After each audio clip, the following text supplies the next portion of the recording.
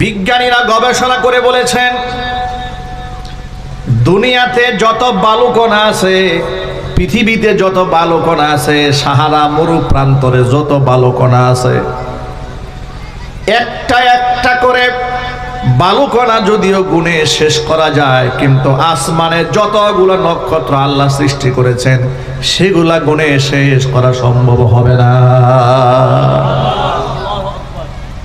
কল্পনা করে দেখুন তো একটু, সাহারা মরু প্রান্তরে কত বালিকণা, তাম দুনিয়ার মধ্যে আল্লাহ কত বালিকণা সৃষ্টি করেছেন, অগণিত।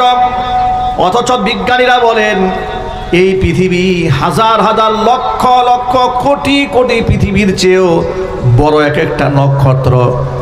আবার ওই রকম নক্ষত্র একটা দুটা নয়, এগুলো বিলিয়ন বিলিয়ন নক্ষত্র, এগুলো সব আকাশে উঠছে। সুবহানাল্লাহ বলেন। বিজ্ঞানীরা বলেছেন বালুর সংখ্যা গোনা গেলেও আসমানের নক্ষত্র গুণে শেষ করা যাবে না। মিল্কি ওয়ে, ব্ল্যাক হোল, আপনারা যারা একটু বিজ্ঞান চর্চা করেন, একটু বোঝার জন্য বলি, ইউটিউবে মাঝে মাঝে সার্চ দিয়ে গোটা আল্লাহ পাকের এই কুল কায়নাতের মধ্যে, বিশেষ করে মহাবিশ্বের মধ্যে পৃথিবীটার অস্তিত্ব কতটুকু এটা একটু দেখবেন আপনারা। পৃথিবী যে গ্রহে আমরা বসবাস করছি, আমরা যে সূর্যটা দেখতে পাই, এই সূর্যটা আমাদের থেকে 9,33,00,000 মাইলের দূরে সূর্য। আল্লাহু আকবার বলেন। 13 লক্ষ পৃথিবী একত্রিত করলে একটা সূর্য সমান হবে। সুবহানাল্লাহ বলতে পারলেন না? কতগুলা পৃথিবী? 13 লক্ষ পৃথিবী একত্রিত করলে আল্লাহর সৃষ্টি একটা সূর্য সমান হয়। বিজ্ঞানীরা বলেছেন এইরকম 1 কোটি আর 2 কোটি সূর্য না, 3 কোটি সূর্যকে মুহূর্ত খেয়ে ফেলতে পারে এমন অসংখ্য তারকারাজি গ্যালাক্সির মধ্যে আছে। সুবহানাল্লাহ বলতে পারেন না? তাহলে সেই সীমাহীন সৃষ্টির কাছে, যেখানে পৃথিবী খুঁজে পাওয়া যায় না, পৃথিবীর অস্তিত্বই খুঁজে পাওয়া যায় না, আবার সেই পৃথিবীর মধ্যে 3 ভাগের 2 ভাগ হচ্ছে পানি, 1 ভাগ হচ্ছে মাটি। এখানকার লক্ষ কোটি কোটি বর্গ কিলোমিটার মধ্যে আছে জঙ্গল গাছপালা। সামান্য একটা অংশের মধ্যে আমাদের মতো কিছু মানুষ বসবাস করে। একটু প্লেন থেকে নিচ দিকে তাকালেই বড় বড় মস্ত বড় বিল্ডিং গুলাকে ছোট্ট ছোট্ট দেখা যায়। বিশাল দৈত্য দানবের মতো একটা বিমানকে জমিন থেকে তাকালে ছোট্ট পাখির মতো মনে হয়। কথা ঠিক না বে ঠিক? তাহলে একটু চিন্তা করেন, মাত্র 500 ফিট 600 ফিট উপর থেকে, 10,000 20,000 ফিট উপর থেকে বিমান থেকে নিচ দিকে তাকালে আমাদের অস্তিত্ব মনে হয় বিনাশ হয়ে গেছে। তাহলে এই পুরো গ্রহ নক্ষত্র রাজির ভেতর থেকে পৃথিবীর অস্তিত্বই খুঁজে পাওয়া যায় না। সেখানকার আমি একজন কলিমুদ্দিন, আমি একজন সলিমুদ্দিন, আমার অহংকারের ঠেলায় এত বেশি যে চেয়ারে বসলে আমার মাথা নষ্ট হয়ে যায়। কথা ঠিক না বেটে কিছু বলে? কি নিয়ে মানুষ অহংকার করে চিন্তা করেন। মাত্র 5.5 মাত্রার ভূমিকম্প হলো কয়েকদিন আগে। একটা ধাক্কাতে বাংলাদেশের মানুষের অহংকারকে আল্লাহ মাটির সাথে মিশিয়ে দিয়েছে। আমি যে কাউরান বাজারে জুমার খুতবা দেই, কাউরান বাজার শাহী মসজিদের সামনে তো বিশাল বড় পাইকারি মার্কেট। আমি জুমা পড়াতে গেলাম, লোকেরা বলেন হুজুর পাইকারি দোকানে তো লক্ষ লক্ষ টাকা নগদ লেনদেন হয়।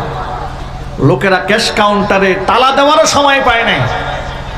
টাকা যেখানে পড়ে আছে, যেখানে সেখানে সব ক্যাশ কাউন্টার দোকান টোকান ফেলে দিয়া কর্মচারী মালিক সব দৌড়ের উপরে। সামান্য একটা ঝাঁকুনিতেই লোকেরা তামাম পৃথিবীর সব সম্পদের কথা ভুলে গেছে।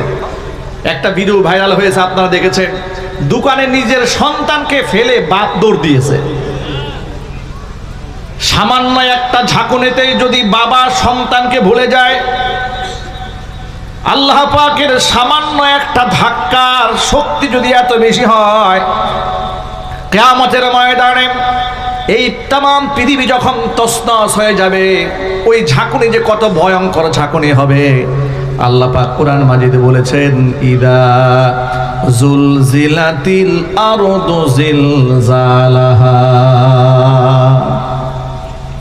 প্রচন্ড আকারে জমিনকে কাঁপিয়ে তোলা হবে।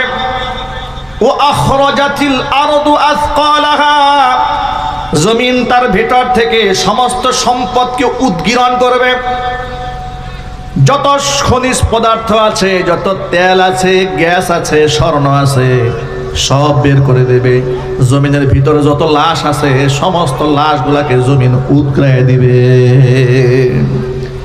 ওয়াকাল আল ইনসানু মা লাহা, মানুষ অবাক বিস্ময়ে বলতে থাকবে, কি হলো দুনিয়ার তাম পৃথিবী এমন উলট পালট করছে কেন?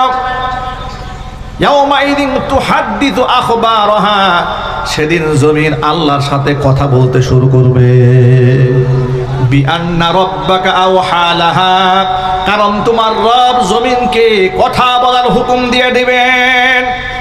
ইয়াউমাইদি ইয়াসদুরুন নাসু আশতাতাল লিউরাউ আ'মালাহুম, তাম দুনিয়ার মানুষগুলো বিক্ষিপ্তভাবে ছিন্ন ভিন্ন হয়ে এক জায়গায় জড়ো হয়ে থাকবে।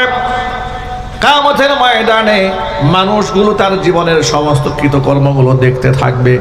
ফামান ইয়া'মাল মিসকালা যাররাতিন খায়রান ইয়ারা ওয়া মান ইয়া'মাল মিসকালা যাররাতিন শাররান ইয়ারা। একেবারে যদি সরিষা দানা পরিমাণ পরিমাণ ভালো আমল কেউ করে থাকে, সেটাও বান্দা কিয়ামতে দেখতে পাবে। পরিমাণ খারাপ করে থাকলেও কিয়ামতের দিন বান্দা সেটাও দেখতে পাবে। জোরে বলেন সুবহানাল্লাহ। সিংহায় দুইবার ফুৎকার দেওয়া হবে। ইসরাফিল আলাইহিস সালাতু ওয়াসসালাম দুইবার ফুৎকার দেবেন। এক ফুৎকারে তামাম দুনিয়া লন্ডভন্ড হয়ে যাবে। আসমানের নক্ষত্রগুলো বিক্ষিপ্ত হয়ে যাবে, তারকাগুলি ফেটে যাবে, আলোগুলো হারিয়ে ফেলবে, সমুদ্রের ভিতর থেকে আগুনের লাভা বের হয়ে আসবে। কোরআন মাজিদের মধ্যে আল্লাহ রাব্বুল আলামিন বলেছেন, ওয়া তাকুনুল জিবালু কাল ইহনিল মানফুস, বড় বড় পাহাড় যেগুলো তোমরা দেখতে পাও, পাহাড়গুলা তুলার মতো উঠতে থাকবে। আসমানের নক্ষত্রগুলো আলো হারিয়ে ফেলবে। ইদা শামসু কুব্বিরাত, সূর্য তার আলো হারিয়ে ফেলে তাম দুনিয়াকে অন্ধকার বানিয়ে ফেলবে। প্রিয় ভাইয়েরা আমার, এই একটা অবস্থা তৈরি হওয়ার পরে সব মানুষগুলা ধ্বংস হয়ে যাবে। নবী করিম সাল্লাল্লাহু আলাইহি সাল্লাম বলেছেন, প্রথম ফুৎকারে, প্রথম আঘাতে তাম দুনিয়া টুন তছনছ হয়ে সব কিছু ধ্বংস হয়ে যাবে। এই কিছু ধ্বংস হওয়ার পরে নবীজি সাল্লাল্লাহু আলাইহি সাল্লাম বলেছেন, আরেকটা ফুৎকার দেবে ইসরাফিল আলাইহিস সালাতু ওয়াসসালাম।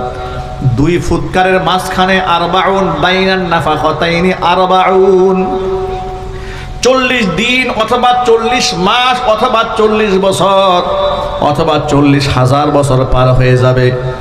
এরপরে আরেকটা ফুৎকার দেওয়া হবে। মানুষগুলা গর্তের ভিতর থেকে পিঁপড়ার মতো বের হয়ে হাসরের ময়দানে জমা হয়ে যাবে। কিন্তু বিভীষিকাময় অবস্থায় এমন হয়ে যাবে, কোরআন বলছে সূরা হাজ্জে, ইয়া আইয়ুহান নাসু তাকু রাব্বাকুম ইন্না জালজালাতাস সাআতি শাইউন আযীম। হে ইমানদাররা, তোমরা আল্লাহকে ভয় করো। ইন্না জালজালাতাস সাআতি শাইউন আযীম, জমিনের কিয়ামতের সেই প্রকম্পন বড় ভয়াবহ প্রকম্পন।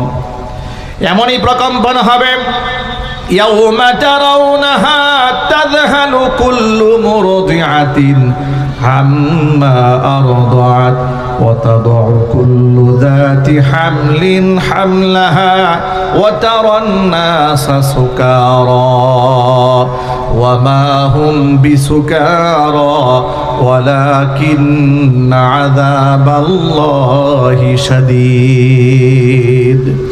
আরবি সেদিন আপনি মানুষদেরকে দেখবেন, ইয়াউমা তারাউনাহা তাযহালু কুল্লু মুরদিআতিন আম্মা আরদাআত, দুগ্ধ দানকারিণী মা দুধের শিশুকে সেদিন ভুলে যাবে।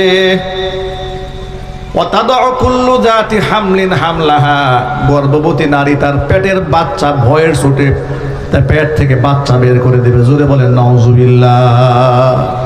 ওয়া তারান নাসা সুকারা, মানুষদেরকে দেখবেন মাতালের মতো হয়ে আছে। ওয়ামা হুম বিসুকারা, আসলে এরা মাতাল নয়, ওয়ালাকিন্না আযাবাল্লাহি শাদীদ, তবে আল্লাহর আযাব বড় কঠিন।